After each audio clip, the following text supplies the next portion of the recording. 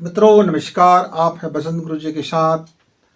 जीवन में सफलता के लिए यूँ तो हम बड़ी बड़ी चीज़ों पर ध्यान देते हैं, बड़ी कोचिंग करते हैं, बड़े लोगों से जाके मिलते हैं, बड़ी अध्ययन करते हैं, बड़ी बड़ी साहित्य अध्ययन करते हैं और बहुत तैयारी करते हैं, खूब तैयारियां करते हैं।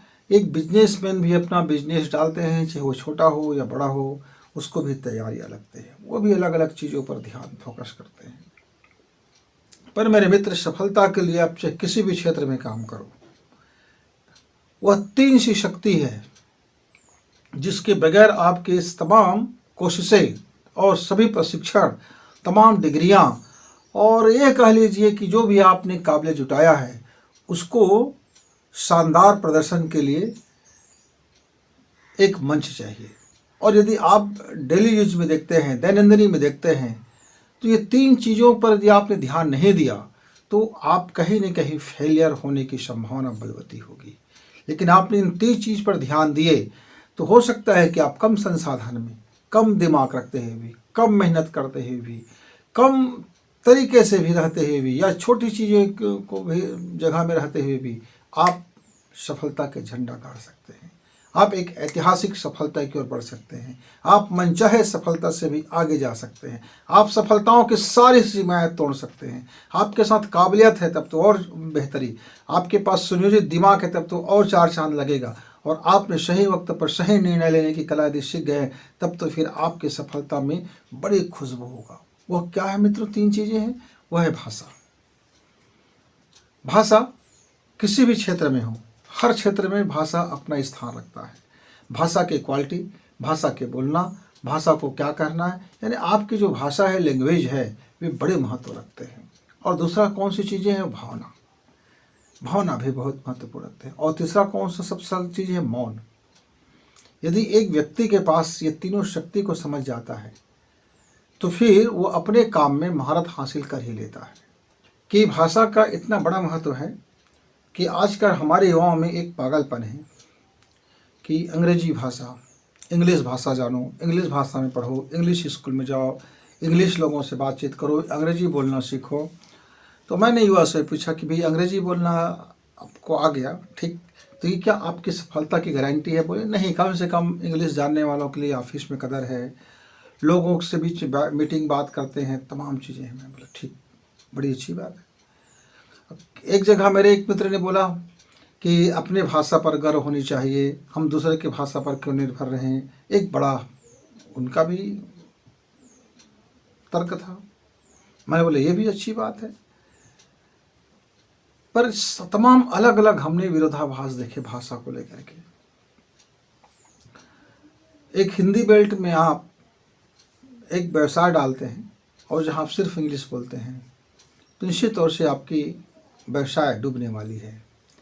वहीं जहाँ लोग बहुतायत मात्रा में इंग्लिश बोलने वाला हो, वहाँ आप कोई हिंदी भाषी है या मेरे भारतीय लैंग्वेज में से कोई भारतीय भाषा है, वहाँ उसका वह व्यवसाय शुरू करता है तो निश्चित तौर से उनका भी व्यवसाय डूबने वाला है। आप रशिया में जाते हो, वहाँ की भाषा देखते हो, चीन जाते हो, वहाँ की भाषा देखते हो, कोरिया जाते हो, वहाँ की भाषा देखते हो, अमेरिका जाते हो, वहाँ की भाषा देखते हो। हम ये नहीं कह सकते कि इंग्लिश जिसको बोलना आ गया वो अपने काम में महारत हासिल होगा। इंग्लिश ही ऐसा भाषा नहीं है जिसमें काम में महारत हासिल हो। मित्रों, आप देखते हैं पुलिस की भाषा क्या है, आप देखते हैं राजस्व की भाषा क्या है।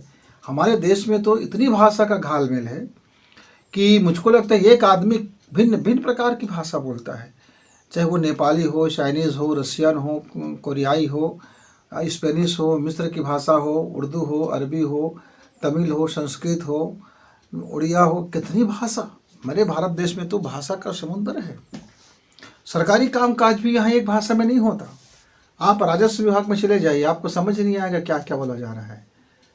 आप पुलिस विभाग में चले जाइए, पुलिसिया भाषा बिल्कुल अलग है। आप हिंदी भी कहोगे लेकिन कहीं भी हिंदी नहीं है। कोर्ट की भाषा अपनी है, वकीलों की भाषा अपनी है, पुलिस की अपनी भाषा है, पटवारों की अपनी भाषा है, तहसीलदार की अपनी भाषा है, चोर बेईमानों की अपनी भाषा होती है, संतों की अपनी भाषा होती है, पुरोहितों की अपनी भाषा है।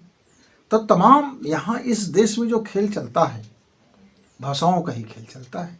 हर कोई अपनी लैंग्वेज तैयार करता है, चाहे मेरे सिंधी भाई हो, पंजाबी भाई हो, गुजराती भाई हो, छत्तीसगढ़ी का भाई हो, एमपी वाला हो, चाहे उत्तराखंड वाला हो, चाहे मैथिली हो, चाहे आप देखिए, आप जब आप बाहर में जाते हैं और अपनी भाषा के लोग आपको मिल जाते हैं, बड़ी आत्मीयता हो जाती है, मैं मेरी भाषा जानता है। इसीलिए आजकल व्यवसाय में हमारे जितने भी बड़े बड़े कॉरपोरेट घराने के लोग हैं, तमाम तरह की भाषाओं का वहाँ कर्मचारी रखते हैं और उनकी भाषा में, उनकी बोली में, उनके क्षेत्र में अपना कारोबार को शुरू कर लेते हैं। विज्ञापन भी देते हैं, लोगों से मिलते जुलते हैं तो उनके साथ बड़ी बात करते हैं।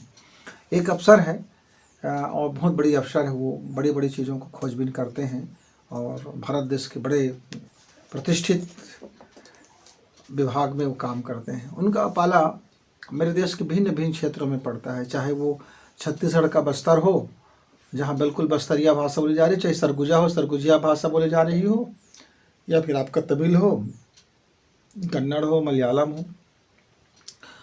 उस समय वह निकोबार में पदस्थ था, निकोबार में वो अपना कारोबार कर रहा था, देख रहा था। और निकोबार के दूर दराज बिल्कुल जंगल में जाना पड़ा उनको, और वहाँ की अपनी जो भाषा होती है, जो आदिवासियों की, कोल भीलों की, जो आदि मनुष्यों की, वह भी सीख रखा था। असम में भी गया तो वह भी, तो उन्होंने मुझे बताया कि इस जॉब में यदि आपको सफलता हासिल करना है गुरुजी, तो भाषा का ज्ञान से ज़्यादा बड़ी बात है कि भाषा को कब और कैसे हम इस्तेमाल करें, उस भाषा में उस व्यक्ति से जिससे हमको मिलना है, बात करनी है। तो ये जो भाषा का जो प्रयोग है, एग्जाम्पल के लिए मान लीजिए आप ऑफिस में बैठे हैं, आप बड़े अफसर हैं और आप गंदे गंदे भाषा बोलते हैं अपने कर्मचारियों को, तो किसी भी दिन कर्मचारी पलटवार कर सकता है। मैं एक दिन प्रथम श्रेणी के जज मजिस्ट्रेट के इसमें मैं देख रहा था, वो किसी के ऊपर चिल्ला रहा था मजिस्ट्रेट साहब, बड़े गंदे तरीके से बोल रहे थे। और 10 मिनट के बाद एक दूसरा व्यक्ति आया और जज से उसने ऐसी कुछ बात बोला कि जज को पूरी तरह से शर्मसार होना पड़ गया, बड़ी शर्मसार हो गया। और उसने कहा कि अरे मुझको इस भाषा का प्रयोग नहीं करना चाहिए था। बोला नहीं कीजिए, आप जज हैं, आप मजिस्ट्रेट हैं, आपको भला कौन सिखा सकता है? आप देश की न्याय व्यवस्था पर बैठे, न्याय पर बैठे, कौन सिखा सकता है कि आपकी भाषा क्या हो, आपकी बोली क्या हो? मित्रों, मैं एक थाना में जाकर भी देखता हूँ तो टीआई की जो भाषा होती है, जो आम लोगों से जो बोली जाती है, कितने गंदे तरीके से बात करते हैं। पुलिस अफसर, SP office, DSP office, DGP office कुछ भी हो, अधिकारी मतलब बड़ा अधिकारी, फिर उसकी जो भाषा होती है बड़ी रौब वाली होती है। आप यदि मेरे देश के प्रधानमंत्री भी सामान्य आदमी नागरिक बन के चले जाए, किसी छोटे से ऑफिस चले जाए, किसी साहब के सामने खड़े हो जाए और ज़रा प्रार्थना के मुद्रा में बोल दे कि साहब मेरा ये काम है, क्या हो जाएगा, तो उसकी जो साहबी वाली भाषा है वो देखने को आपको मिलेगा और आपको लगेगा कि एक जूता निकालूं और 4 चप्पल लगा दूं और गिनूं एक बार, लगाऊं 4 और गिनूं एक बार। मतलब ऐसे वाहियात भाषाओं का हमारे देश में प्रयोग की जाती है। मैं दूसरे देश में तो जानता नहीं। मैंने अपने देश के कितने ऑफिस में गया हूँ, कितने लोगों से मिला हूँ, कितने लोगों से देखता हूँ, व्यापारियों से भी मिलता हूँ, कारखाना वालों से मिलता हूँ, मजदूरों से मिलता हूँ। मजदूरों की भाषा भी आप समझ जाओगे, यानी हर तरह के लोगों की अपनी एक भाषा ईजाद होती है, उस भाषा पर उनको गर्व होता है। पर मित्रों, यदि आपको सफलता हासिल करना है तो ये सीखना पड़ेगा कि मुझको अधिकारी से बात करनी है तो कौन से मैं सारगर्भित शब्दों का इस्तेमाल करूं और कितनी अपनी भाषा में वजन दूं और मेरी भाषा में कितना दम हो, मेरी भाषा का गरिमा हो। मैं अपनी गरिमा बचाऊंगा तो मेरी भाषा ही मेरी गरिमा बचाएगी। यदि मैं आपसे हुज्जतबाजी करूंगा, गाली गलौज करूंगा, तो हो सकता है कि आपका अपमान ना हो पर मेरा अपमान जरूर होगा, क्योंकि आपकी नज़रों में फिर मैं घटिया आदमी बन जाऊंगा। तो भाषा जिसको आप गाली देते हो, आप समझते हो कि आप उसका बेइज्जती कर रहे हो, दरअसल आप उसका बेइज्जती करते नहीं रहते हो, अपना ही गरिमा घटाते रहते हो, अपने ही छोटेपन आप साबित करते रहते हो। इसलिए मित्रों, इंटरव्यू में आप देखते हैं ना, इंटरव्यू भाषा बिल्कुल अलग होती है, जाते हैं अप टू डेट रहते हैं, ड्रेस कोड, भाषा और ये सब नमस्ते है, वेलकम है, प्रणाम है, सब भाषा का अंग है। व्यवहारिकता जितनी भी नैतिक शिक्षा जो है, जिसको हम भारतीय लोग नैतिक शिक्षा बोलते हैं, दरअसल वो भाषा की शिक्षा है कि आप चाहे किसी भी भाषा को जानकार हो। यहाँ महत्वपूर्ण ये नहीं है कि आप कौन से भाषा जानते हो। इंग्लिश भाषा जान लेने से आप तोपचंद नहीं हो जाते हो, या हिंदी जान लेने से आप मजदूर की भाषा नहीं है। या तमिल जा लेने से कोई व्यक्ति सिर्फ ऐसा नहीं हो सकता को फलाने है, ऐसा आप नहीं बोल सकते। कोई संस्कृत जानता है इसका मतलब है नहीं है कि वो उर्दू ना जान सकता हो। एक उर्दू बोलने वाला एक जरूरी नहीं है कि वह इंग्लिश ना जानता हो। अरबी बोलने वाला हो सकता है कि संस्कृत में प्रकांड पंडित हो। आप देखते हैं 2 भाषा, 3 भाषा, 4 भाषा, 5 भाषा। रशिया जाते हैं आपका हिंदी में अनुवाद होता है, चीन जाते हो चीन वाला हिंदी में अनुवाद कर लेता है, यानी अनुवाद की भाषा वो चलती है मित्रों। तो एक लैंग्वेज है। पर हमको अपने कारोबार में यदि सफलता हासिल करना है, चाहे व्यवसाय हो, व्यापार हो, पढ़ाई लिखाई हो, करियर हो, तो भाषा को कैसे मीठा बोला जाए, भाषा को कितना सारगर्भित बोला जाए, भाषा को कैसे इस्तेमाल की जाए। मतलब ऐसा नहीं है कि आप चापलूसी वाली भाषा बोलने लग गए तो आपकी गरिमा बढ़ेगी, या आप सिर्फ सत्य बोल रहे हैं करके कड़वा कड़वा बोल दे तो आपकी गरिमा बढ़ जाएगी, या मुझे भाई क्या किसी का दिल दिखाना, तो हमेशा आप मीठा बोलने लगे तब भी आपका मुश्किल भरी बात है। अब एक व्यक्ति है जो कई महीनों से आपके ऑफिस के चक्कर काट रहा है और आप उससे मीठा होकर के बात कर रहे हैं कि भैया आपका काम हो जाएगा, आप निश्चिंत रहिए, आप चिंता मत कीजिए, हो जाएगा। अब वो बेचारा आदमी महीनों से, 2 महीना से, 4 महीना से, 6 महीने, साल भर से आपके ऑफिस के चक्कर काट रहा है और आप हर बार एक मीठा बोली चिपका रहे हो। एक दिन ऐसा आएगा कोई आदमी आपके ऊपर कुछ भी चिपका देगा, फिर आपकी मीठा बोली उसके लिए जहर हो जाएगा। मित्र, बिल्कुल जहर हो जाता है।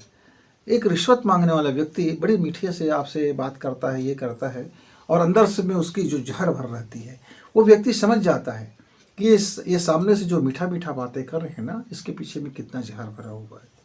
तो भावना का बात आती है मित्र, इसके बाद दूसरा शक्तिशाली चीज़ें हैं।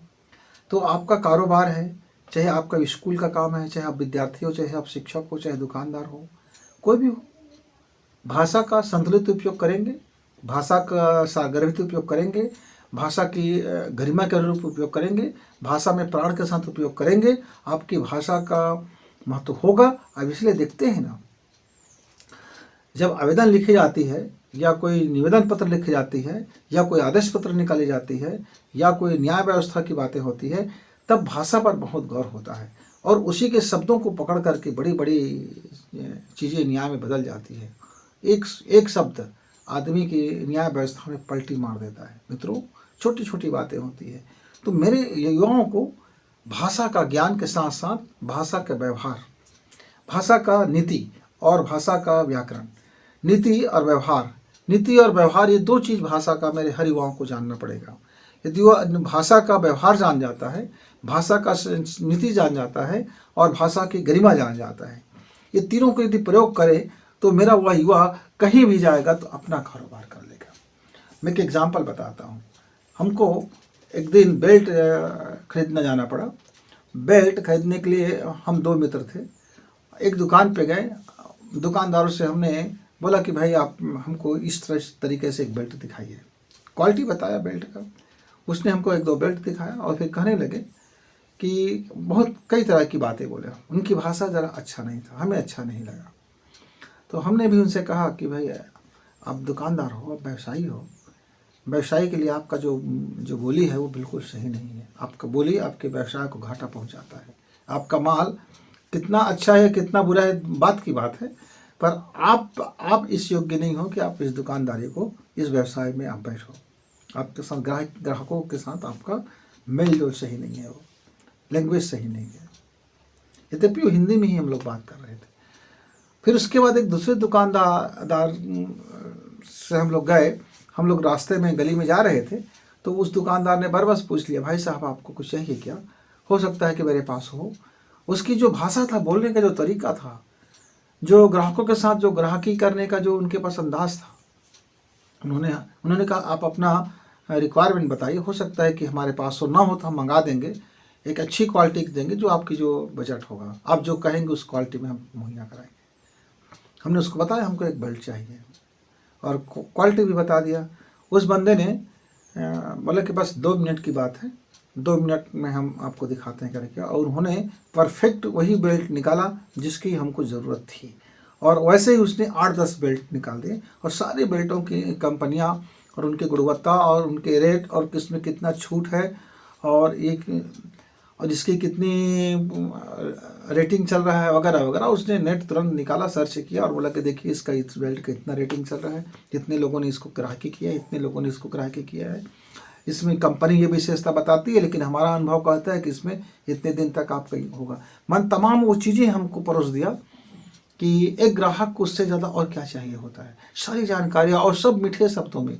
और उसके बाद ये भी कहा कि भाई मैं जो भी रेट बताऊंगा, मैं डिस्काउंट करके बताऊंगा, वो मेरा रेट फिक्स होगा और हम उम्मीद करेंगे कि आपको हमारा रेट भी पसंद आएगा और सामान भी पसंद आएगा। मित्रों, उन्होंने बड़ी खूबसूरती से, बड़ी चालाकी से अपना सामान बेच लिया और सामान बेचने, अपनी भाषा बोलने के बाद वो उस बीच में जो उनकी मौन था, वो बिल्कुल परख रहे थे कि हम आपस में दोनों मित्र क्या बात करना चाह रहे हैं, क्या कहना चाह रहे हैं। तो वो अंदर से उनकी भावना थी, उसका भावना का कमाल था कि उसने हमको अपनी ओर आकर्षित कर लिया।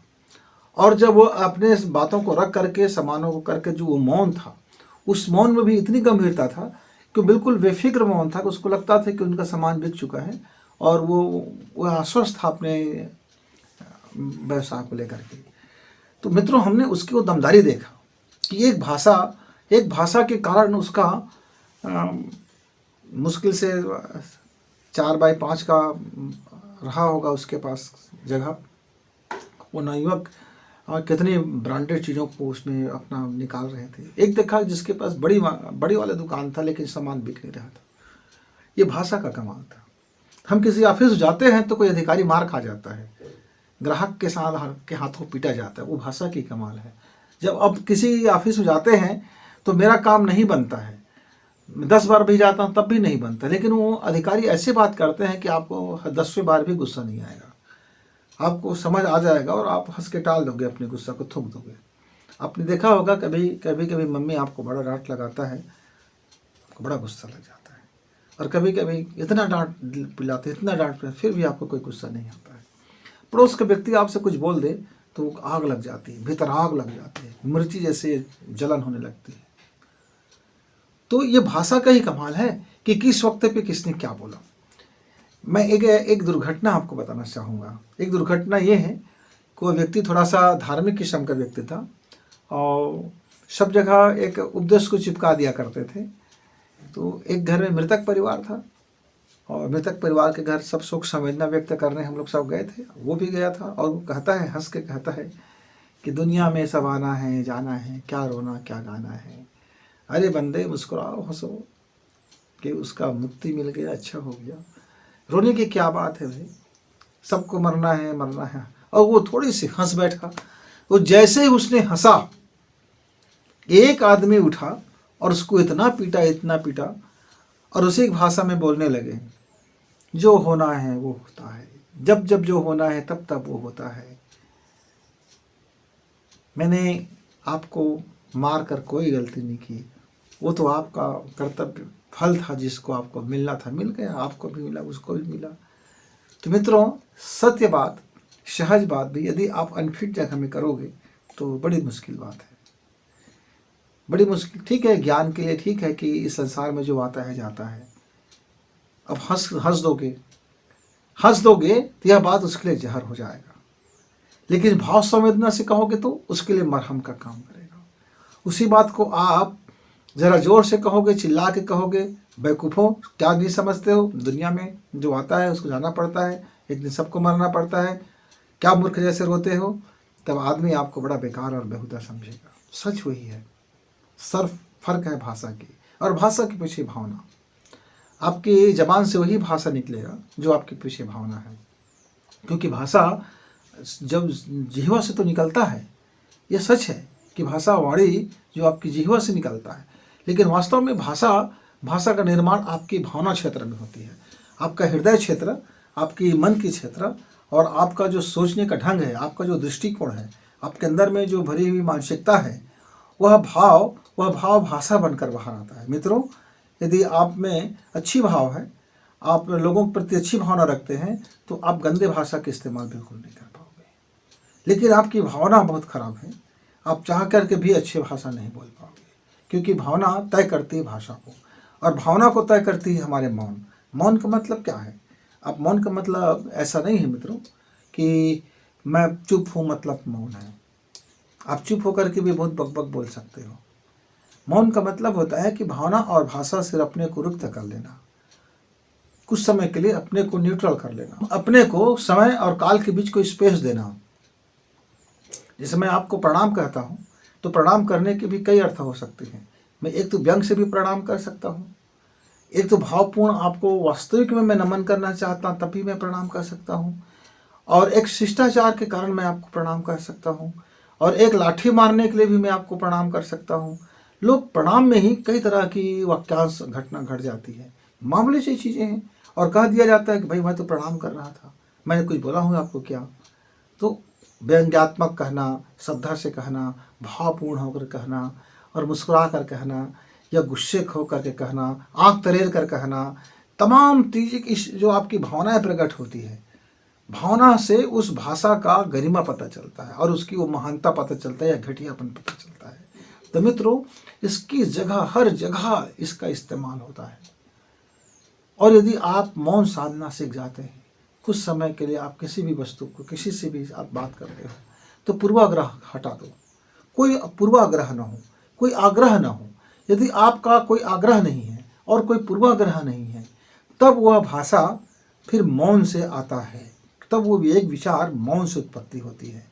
हम उसी को मौन कहते हैं कि आग्रह रहित, कोई विग्रह नहीं है, कोई आग्रह नहीं है, कोई पूर्वाग्रह नहीं है, शून्य से बातें उठना। मसलन मैं बस में बैठा हुआ था, एक यात्री आया, उसको बड़ा गुस्सा आया कि पानी, ये सारे सीट भीग गए हैं, नीचे में कीचड़ है, ये छत टपक रहे हैं, शीशा से भी पानी आ रहा है, क्या घटिया व्यवस्था है, वगैरह वगैरह। मतलब वो इतने चीज़ें डायलॉग मार दिया कंडक्टर को। यद्यपि बस उतना बुरा नहीं था, उतना कीचड़ नहीं था, वर्षा था, वर्षा में थोड़ी बहुत भीगना, छत का टपक जाना, शीशा से पानी का अंदर आ जाना, या आपके कई जगह से गेट से अंदर होकर के पानी का भीग जाना, बहुत मामूली बातें, सबको पता है। लेकिन उस व्यक्ति ऐसे दिखा रहे थे कि 30 रुपये का टिकट कटा करके बैठा बंदा, ऐसा लग रहा था कि इस बस का मालिक भी शायद इतना कंडक्टर के ऊपर कभी छिड़ता ना हो। तब कंडक्टर ने उसको बड़ी प्रेम से कहा कि भैया प्रणाम, आप मेरे बस से कृपया करके उतर जाइए, मेरा बस आपके वज़न को नहीं उठा पाएगा। आप बहुत भारी भरकम आदमी हो, आप बहुत पावरफुल आदमी हो, आपके लिए कोई स्पेशल चीज़ें चाहिए, और मेरा बस बहुत गरीब है, गरीब आदमी बैठते हैं माननी, मेरा प्रणाम स्वीकार करो और मुझसे 10 रुपये और ले लो बैठने के कारण।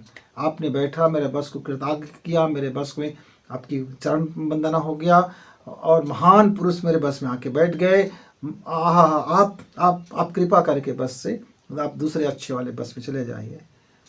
उस व्यक्ति को बड़ा लज्जित होना पड़ा, वो व्यक्ति भड़क रहा था। तो तमाम और लोग थे, उसने फिर चिल्ला के बोले कि यार आप तो ऑप्शन नहीं, चुपचाप बैठो दो। ये भाषा है। हो सकता है वो वास्तव में वो अधिकारी हो, इज्जत वाला हो, पैसे वाला हो, लेकिन उसकी क्वालिटी जो था, सारे बैठने वाले लोगों ने, यहाँ तक कि एक भिखारी जो उस पर बैठा हुआ था, उसने कहा इस आदमी को तो 1 रुपया भीख न मिलेगा।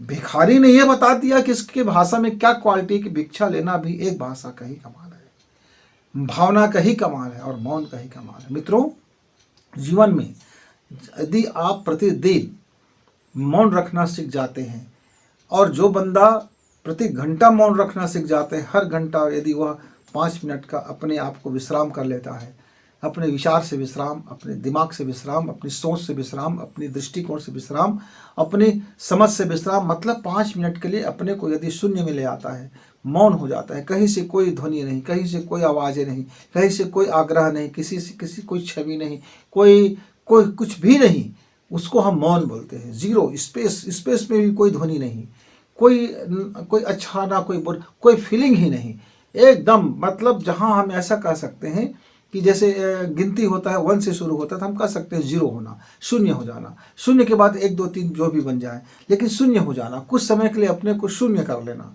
मतलब शून्य हो जाते हैं यदि हम कुछ समय तक, हम उसको मौन बोलते हैं।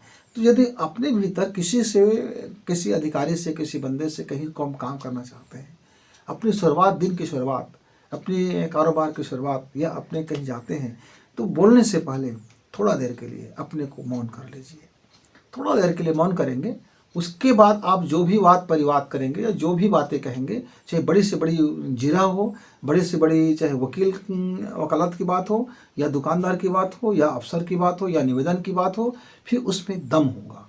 क्यों? क्योंकि जब वो मौन होकर के जब बोलेगा तो वो मुखर होकर बोलेगा।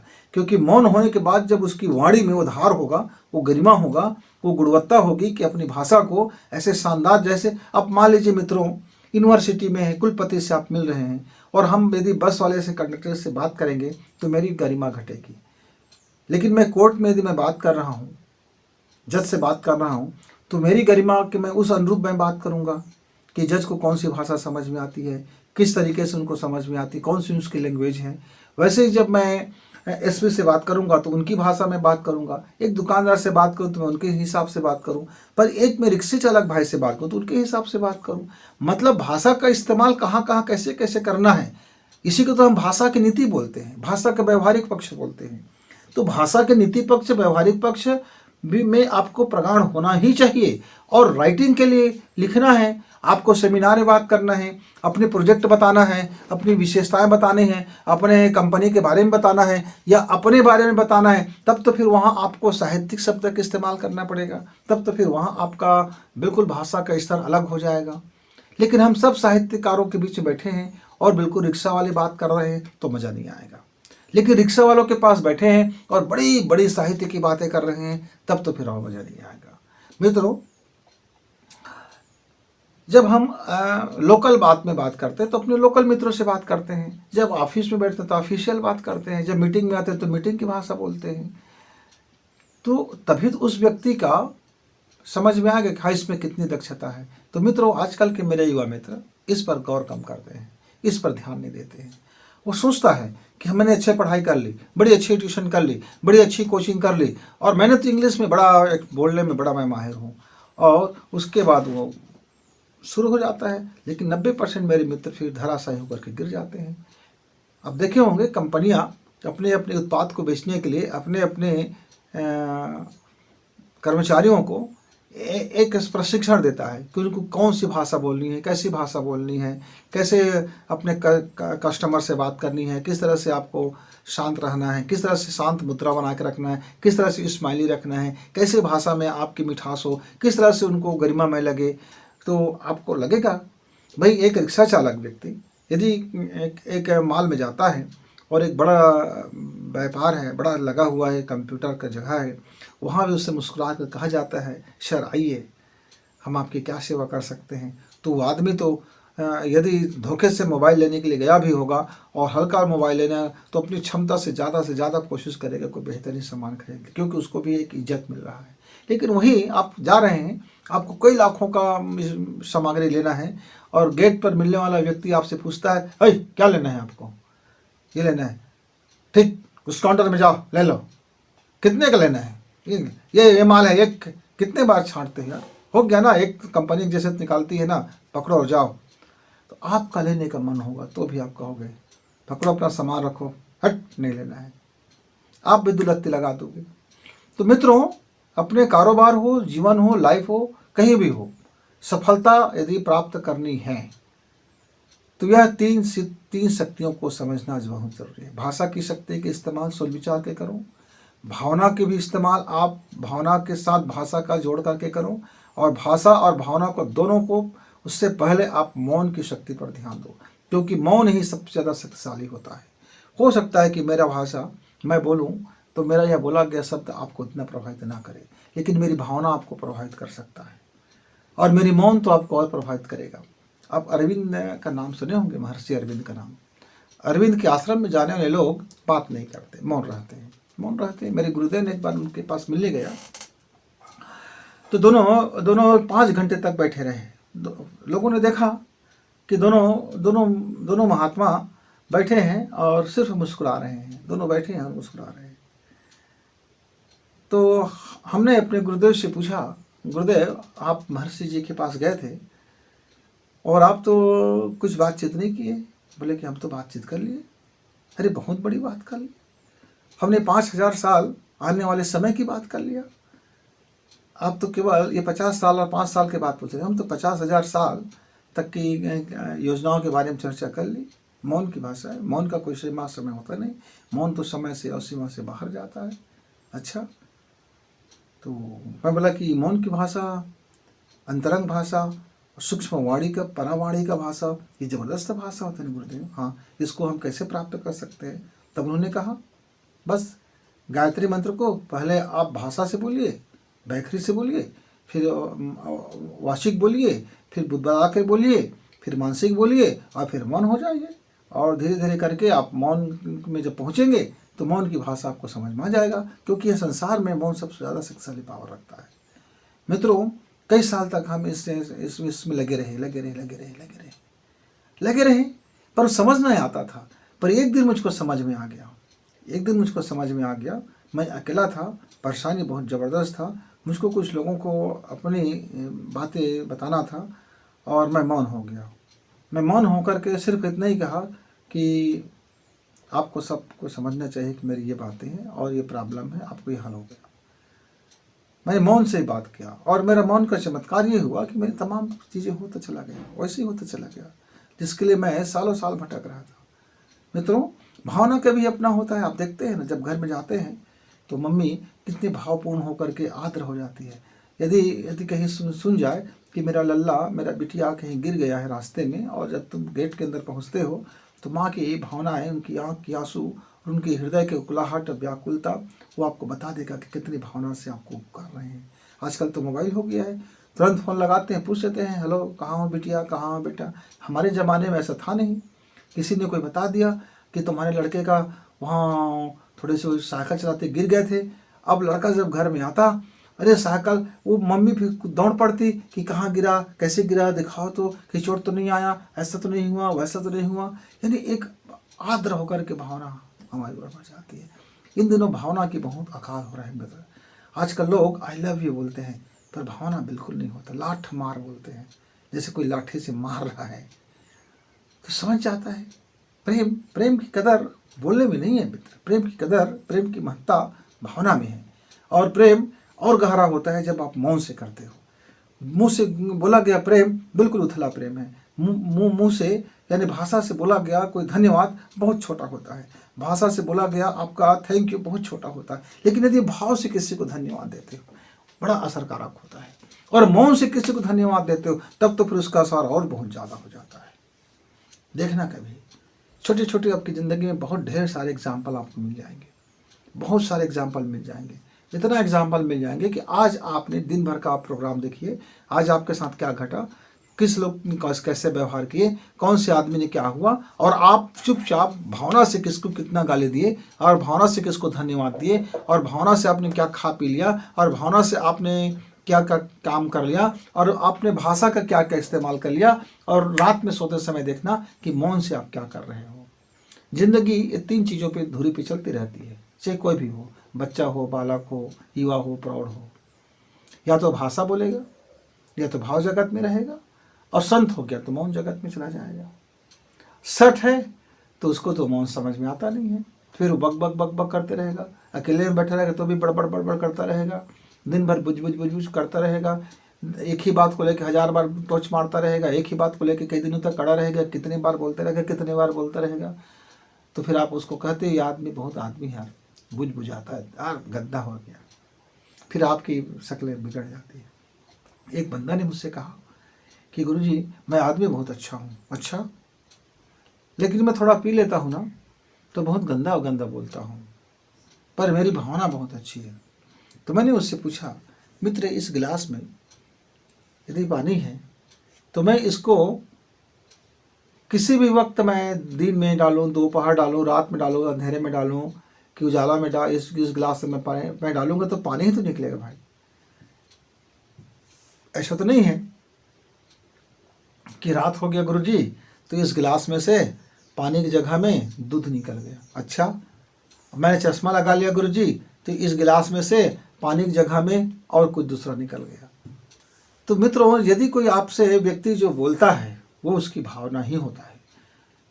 वो चाहे लाख कहे कि वो भावना से बहुत अच्छा आदमी है, दिल से बहुत अच्छा आदमी है, बस जबान का कड़वा है, हो ही नहीं सकता।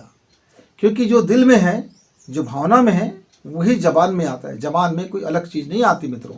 आपका पेट में जो बातें हैं, वो पेट के में जो आपने खाया है, जो रस रसायन है, जो आपका कंठ है, ये जो आपका वाणी है और आपका बुद्धि है और आपकी भावना है, आपके मौन, सब का घालमेल होकर के आपसे जो वाणी निकलता है, इसलिए तो आदमी का परिचय उसकी बोली और भाषा से निकली जाती है, देखा जाता है। आप चुपचाप बैठ जाइए। मैंने तो कितने बार अध्ययन किया है, कितने बार मैं चुपचाप बैठ जाया करता था। एक बार मैं हॉस्पिटल में बिना इलाज कराने का मकसद से नहीं गया था, मैं लोगों का अध्ययन करने के मकसद से गया था। एक हॉस्पिटल था, प्राइवेट हॉस्पिटल, और मैं गेट के पास जो रिसेप्शन होता है वहीं एक कुर्सी पे बैठ गया थोड़ी दूर में, और मैं देखता था कि लोग कैसे आते थे और आने वाले लोग किस किस भाव से आते थे, क्या बोलते थे, रिसेप्शन वाले क्या बोलते थे, कैसा डॉक्टर बोलते थे, कैसा पैसा वसूल करते थे, कैसे दलाल लोग आते थे, कैसे उनको देखने वाले, मरीज को देखने कुछ लोग आते थे जो बड़े भावना से आते थे, आत्मीयता से आते थे, और कुछ लोग कैसे दिखावे के लिए आते थे। अंदर जाते ही भी कहते, ओहो आप बड़े बीमार हो भाई, ईश्वर आपको अच्छा कर दे, क्या कर दे। और जैसे ही गेट से निकल, तुम तो और भोगोगे, तुम्हारा तो अभी शुरुआत हुआ है, अच्छा है, और मतलब दिखाने के लिए अलग, बोलने के लिए अलग, सोचने के लिए अलग। तो ये भावना है कि कोई व्यक्ति छिपा कर बात करता है, कोई व्यक्ति कुछ छिपाने में माहिर होता है, जिसको हम कई तरह के नाम देते हैं। तो मित्रों आप देख लीजिए, ये तमाम चीज़ें हैं। तो जीवन में ये 3 शक्तियों का इस्तेमाल बड़े हिसाब से करेंगे। भाषा के इस्तेमाल का तो आप प्रत्यक्ष प्रमाण देखते हो, किसी को प्रेम दोगे तो प्रेम पाओगे, गाली दोगे तो गाली पा जाओगे, किसी को ठगोगे तो आज नहीं तो कल आप भी ठगे जाओगे। तो ये तो प्रत्यक्ष है। हाथ कंगन को आरसी क्या, पढ़े लिखे को फारसी क्या। और दूसरी भावना है, भावना में भी आप देखते हैं, भावना से किसी को देखते हैं तो आपका हो जाता है, और आप भावना में नफरत करते हो तो फिर आपका दंगा फसाद हो जाता है, झगड़ा हो जाता है, लड़ाई हो जाता है, टंटा हो जाता है, विवाद आ जाते हैं, पति पत्नी में नफरत हो जाती है, तलाक हो जाती है, भावना ही है। और मौन से आदमी संत हो जाते हैं। मौन आपको शक्तिशाली बना देता है। एक व्यक्ति को कहा गया, आदमी बड़ा सहनशील है। क्या है सहनशील? आप यार गाली दो तो भी चुप रहता है। नहीं मित्रों, वो कायर व्यक्ति है, वो जानता है कि मैं लड़ नहीं पाऊंगा, इसलिए भला यही है कि चुप रहो। सहनशील व्यक्ति तो बहुत बलिष्ठ व्यक्ति ही मौन हो सकता है, जिसके पास ताकत हो। मौन, अर्जुन का मौन शोभा देता है, कृष्ण का मौन शोभा देता है, आपका कर्ण का मौन शोभा देता है, भीष्म का मौन शोभा देता है, द्रोणाचार्य का मौन शोभा देता है, इनका मौन शोभा देता है। लेकिन एक कायर व्यक्ति का मौन शोभा नहीं देता, क्योंकि वो कायर तो डर के मारे मौन है, चुप है। मतलब अभी अंदर ही अंदर मौन नहीं है, वो तो अंदर से बोल रहा है। मैं शक्तिशाली होता तो तुमको बता देता, मैं बलिष्ठ होता तो तुमको बता देता। माने अंदर से बहुत ज़्यादा बोल रहा है, बस बाहर से उसकी मौन है। तो बाहर से मौन शक्तिशाली नहीं होता मित्र। यदि जीवन में शक्ति को समझना है तो अंदर की मौन को समझना होगा। जहाँ हमारा भीतर का जो, यदि वहाँ मौन हो जाते हैं हम, फिर वहाँ स्पेस बनता है। अंदर आकाश जब मौन होता है तब वो शक्ति से भर जाता है, दिव्य शक्तियों से भरता है।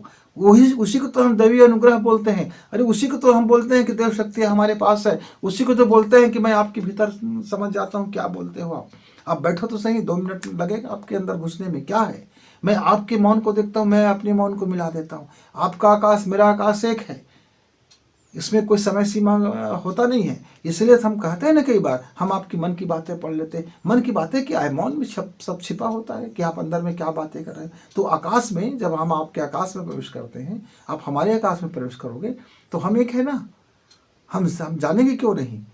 जब भाई आकाश में है तो आकाश की बातें समझ में आ जाता है मित्रों, जल में है तो जल की बातें समझ में आएगा, थल में है थल की बातें समझ में आएगा। तो आप अपने मौन को सबसे ज़्यादा शक्तिशाली करो। रोज हर घंटा में 5 मिनट मौन नहीं हो सकते, तो पहले आप दिन में 15 मिनट मौन होने का अभ्यास तो जरा करो। जब धीरे धीरे आपका 15 मिनट मौन सध जाएगा, लग सकता है 2 माह, 4 माह, 6 माह, साल भर, आपकी क्षमता, आपके बकबक के अनुसार लगेगा समय कि आप कितने बकबकी हो, कि कितने वास्तव में बकबक नहीं करते हो, कितना आपका सही भावना है, कितना भावना खराब है, कितना भावना हीन हो या कितना भावनाशील हो, उसके ऊपर निर्भर है मित्र कि आपका मौन कितने दिन में सधेगा। और मैं तो ये कहता हूँ 24 घंटे में 5 मिनट का मौन भी आपको शक्तिशाली बना देगा। बस उस मौन तक पहुँचिए, एक बार मौन तक पहुँचिए, फिर आपकी भाषा और भावना दोनों में आप जब चाहो तब आप बदलाव ला सकते हो, कोई वक्त नहीं लगेगा। तो मित्रों, मैं फिर मिलूँगा। उम्मीद है कि आप अपनी मौन को पहचानेंगे और मौन की शक्ति को प्रयोग करेंगे। तब तक गुरु जी की इजाज़त। नमस्कार, धन्यवाद। वीडियो को लाइक करें, सब्सक्राइब करें, शेयर करें और बेल की घंटी दबाएं।